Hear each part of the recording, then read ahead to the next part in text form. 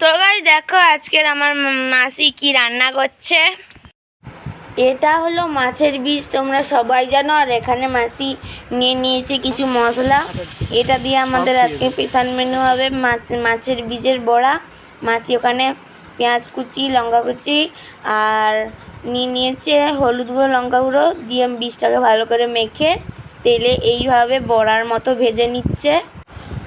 খুব ভালো তো গন্ধ হচ্ছে, মনে হচ্ছে খেতে খুব সুন্দর হবে, আমাদের জিভে জল আসছে। আমাদের বাড়িতে কিন্তু এইভাবে মাছের বীজের বড়া হয়, কাদের কাদের বাড়িতে হয় বলো।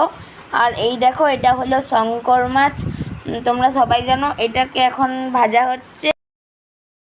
এইভাবে মাসি কড়া করে শঙ্কর মাছগুলোকে ভেজে নিচ্ছে। এখানে হয়ে গেছে ঝাল, আর এটা হচ্ছে মাছের টক। আর বড়া তো খেতে খুব সুন্দর হয়েছিল, কাদের কাদের বাড়িতে হয় বলো। আর ভিডিওটা ভালো লাগলে সাবস্ক্রাইব, লাইক করে টাটা বাই বাই, আবার দেখা।